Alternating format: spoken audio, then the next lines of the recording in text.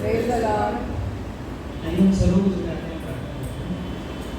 सही मेरे प्यारे पिता, आज के इस अच्छे दिन के लिए हमको हृदय से धन्यवाद देते हैं। प्रभु आज मुझे इस संडे सर्वन देने का मौका दिया, प्रभु उसके लिए धन्यवाद देते हैं। आज हम जो वचन पढ़ेंगे और सुनेंगे, परमेश्वर उसमें तो हमारी अगुवाई करना, सहायता करना और जो मेन बातें हैं उसको हम समझ सके और जीवन में अप्लाई कर सके, उसके लिए सहायता करना। सारा आदर महिमा तेरे नाम से मांगता हूँ, सुना कबूल कर, आमीन। आज के लिए निश्चित किया गया पाठ है मत्ती 9वां अध्याय 35 से लेकर 38 तक। तो इसमें हम देखते हैं इसका जो मेन थीम है वो है The harvest is plentiful and the laborers are few. मजदूर थोड़े। तो यदि हम इस पैसेज को देखें तो इसके पहले और इसके बाद में जो हो रहा है, this portion acts like a bridging link between Jesus' personal ministry and his disciples following. तो ये इम्पोर्टेंट पैसेज है, इसको हम समझने के लिए हम डिटेल में जाएंगे, एक बार लेके चलेंगे। तो हम निकालते हैं मत्ती 9 का 35। और यीशु सब नगरों और गांवों में फिरता रहा और उनकी सभाओं में उपदेश करता और राज्य का सुसमाचार प्रचार करता और हर प्रकार की बीमारी और दुर्बलता को दूर करता रहा। जब उसने भीड़ को देखा तो उसको लोगों पर तरस आया, क्योंकि वे उन भेड़ों की नाई जिनका कोई रखवाला ना हो व्याकुल और भटके हुए से थे। तब उसने अपने चेलों से कहा, पक्के खेत तो बहुत हैं पर मजदूर थोड़े हैं, इसलिए खेत के स्वामी से विनती करो कि वह अपने खेत काटने के लिए मजदूर भेज दे।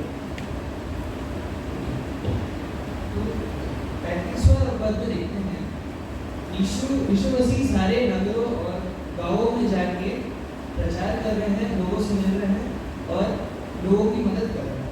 तो यहाँ पर हम देख सकते हैं यीशु मसीह एक्सेसिबल है, मतलब वो ऐसा नहीं है कि उनके पास आएंगे, वो ऐसा है कि वो गलियों में जाते हैं, लोगों का हेल्प करते हैं, वो वेट नहीं करते कि लोग उनके सामने आए और उनसे हेल्प मांगे। तो यहाँ पर 3 मुख्य सर्विसेज हम देखते हैं जीसस ने किया है। पहला है उपदेश देना, टीचिंग, और सुसमाचार बताना, वर्ड ऑफ गॉड को बताना, और तीसरा है चिकित्सा करना, मीन्स हीलिंग। सो यहाँ पर एक और चीज़ देखते हैं कि जो ट्रू मिनिस्ट्री होता है वो होलिस्टिक होता है। मतलब ये मिनिस्ट्री में हम लोगों का मन, दिल और शरीर को दोनों पर असर डालते हैं। तो अगर हम इस पद को देखें तो इस पद से हमें ये समझ में आता है कि सेवकाई जो है केवल बोलने तक सीमित नहीं। मतलब यीशु मसीह के देखे तो वो प्रचार बस नहीं करते थे, पर वो सेवा भी करते थे, वो एक्ट भी करते थे। तो हमें ये सीख मिलता है कि लोगों की ज़रूरतों को हम पूरा करने की पूरी कोशिश करनी चाहिए, ये हमें पता है। आइए हम 36वां पद पढ़ते हैं। जब उसने भीड़ को देखा तो उसको लोगों पर तरस आया, क्योंकि वे उन भेड़ों के समान जिनका कोई रखवाला न हो व्याकुल और भटके हुए से थे। तो यहाँ पर देख सकते हैं भीड़ का उल्लेख किया गया है। तो आइए जानते हैं भीड़ क्यों है। तो हम इसके पहले चैप्टर्स में देखते हैं, मतलब 8वें चैप्टर और 9वें चैप्टर में तो यीशु ने बहुत सारे काम किए थे। जैसे कि 8वें पद में लेपर को चंगा दिया, फिर उसके बाद हम देखते हैं यीशु मसीह ने आंधी को शांत किया। फिर उसके बाद देखते हैं कि उसने लोगों से, मतलब जिनके पास डेमन थे, मतलब भूत थे, उनसे छुटकारा पाया और पैरालिसिस को हील किया। मतलब ऐसे देखा जाए तो यीशु मसीह ने लोगों की सेवा की, और इस सेवा को देखते हुए बहुत सारे लोग इकट्ठा हो जाते थे और उनके पीछे चलते थे। तो इस भीड़ में देखा जाए तो ज़्यादातर लोग या तो गरीब है, या तो बीमार है, या तो सब ठीक है लेकिन वो रिजेक्टेड फील करते हैं, मतलब rejected in the sense society में उन्हें अलग नजरिए से देखा जा रहा है, उन्हें इज्जत नहीं मिलता। पर वो परमेश्वर के यीशु मसीह के पास जाते हैं तो उन्हें अपना उन्हें मार्गदर्शन देते हैं।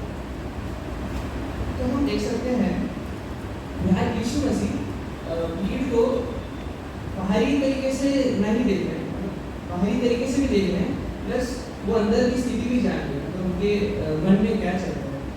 वो मन से हम देखते हैं तो वो व्याकुल थे, मतलब डिस्ट्रेस थे और भटके हुए थे, हेल्पलेस। उन्हें कुछ क्लू नहीं है कैसे आगे बढ़ना है। तो इधर हम देखते हैं जीसस ने यहाँ पर ये क्यों बोला, मीन्स जीसस हम देखते हैं कि उन्होंने मिनिस्ट्री किया। तो here we can see here action is driven by the compassion for the crowd। मतलब उसका जो जीसस का जो एक्शन थे वो दया के कारण ही वो एक्शन में तब्दील हुआ। तो हम देख सकते हैं आज के समय में भी लोग मीन्स काफ़ी अगर देखा जाए कि अकेलापन और तनाव में रहते हैं और काफ़ी लोग मतलब पाप में फंसे हुए हैं, उन्हें मार्गदर्शन के लिए कोई नहीं है।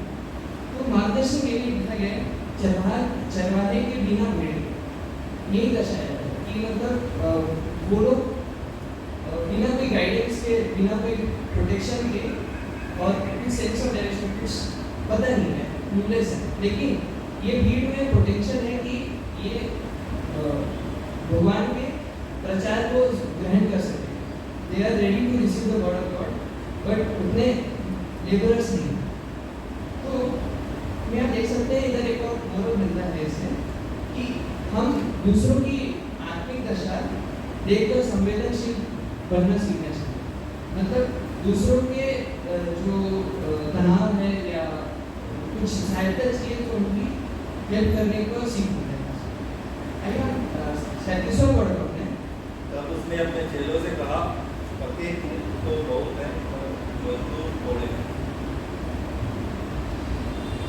तो यहाँ देख सकते हैं पके खेत का यूज किया गया। तो यहाँ पर देख सकते हैं कि जो मेन प्रॉब्लम है वो हार्वेस्ट नहीं है, हार्वेस्ट बहुत सारा है लेकिन there is shortage of labours. तो इसका मतलब क्या समझते हैं। तो जो परमेश्वर का कार्य है बहुत बड़ा है, मीन जैसे मैंने पहले कहा वो भीड़ बहुत पोटेंशियल है, वो वर्ड ऑफ गॉड रिसीव करने के लिए तैयार है, लेकिन उनको गाइड करने के लिए कोई नहीं। तो वहाँ बहुत से लोग हैं जिन्हें उद्धार की जरूरत है, लेकिन बहुत कम लोग हैं जो इस सेवकाई के लिए, इसके लिए आगे बढ़ने के लिए तैयार है। तो जैसे हम देख सकते हैं भजन संहिता 23 में है, यहोवा मेरा चरवाहा है, मुझे कुछ करनी नहीं है। तो इधर दिखाया जा रहा है कि परमेश्वर ने पहले बोले कि मैं ही चरवाहा हूँ। और इधर देख सकते हैं कि मेन चीज़ हमें ये सीखने को मिल रहा है कि परमेश्वर हमें उस सेवकाई के लिए बुला रहा है, मतलब हमें आगे बढ़ने के लिए प्रोत्साहित कर रहा है।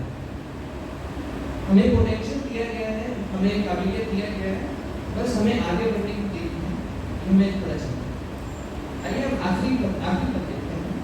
इसलिए खेत के स्वामी से विनती करो कि वह अपने खेत काटने के लिए मजदूर भेज। तो यहाँ पर हम देखते हैं, मतलब यहाँ पर टू स्टेप प्रोसेस देखा जाता है। मतलब जैसे अभी जीमेल अकाउंट कोई नए इन्वेस्ट बोलते हैं तो टू स्टेप वेरिफिकेशन होता है, तो पहले पासवर्ड फिर ओटीपी देते हैं। उसी प्रकार यहाँ भी बताया जा रहा है कि यहाँ पर पहला स्टेप है प्रार्थना करना, मतलब starting point of initiation is prayer.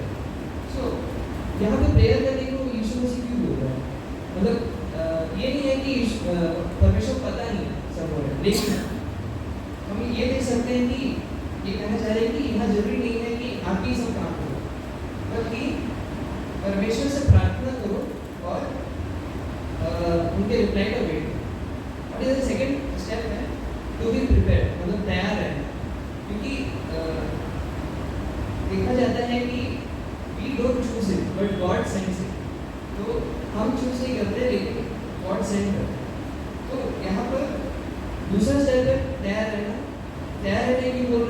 क्योंकि ज़्यादातर बार जब भी हम प्रेयर करते हैं तो परमेश्वर हमें ही उसका उत्तर बना के भेजता है, इसलिए हमें हमेशा तैयार रहना चाहिए इस समय। सो इस चैप्टर से हम चार पांच बातें सीखते हैं। मैं आपको बताता हूँ। पहली बात यह है कि हम लोगों की आत्मिक दशा को देखने की दृष्टि डेवलप करनी चाहिए। मतलब हमें ऐसा नहीं रहना चाहिए कि हम हेल्प नहीं कर रहे हैं, मतलब जीसस की तरह जैसी देखें ओपन हार्टेडली हेल्प करके हीलिंग दिए, वैसे ही हमें भी अपने हिसाब से पूरा कुछ करना चाहिए। दूसरी बात, यीशु ने केवल प्रचार नहीं किया बल्कि वो एक्शन भी किए, मतलब चिकित्सा किया, देखभाल भी की और भूखों को खाना भी दिया। सो हमें भी ये सीख मिलता है कि हम भी जितना हो सके इसकी सेवकाई में आगे बढ़ने के लिए जो भी पॉसिबल है उस तरीके से हमें सपोर्ट करना चाहिए। तीसरी बात है, सेवक कम है और परमेश्वर हमें उसकी सेवकाई के लिए बुला रहा है। यहाँ देख सकते हैं कि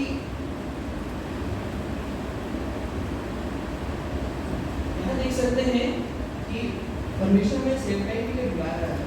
सो यहाँ पर ये पोर्शन में देखते हैं कि जीसस पहले फील करता है क्राउड को, उनकी दशा क्या है।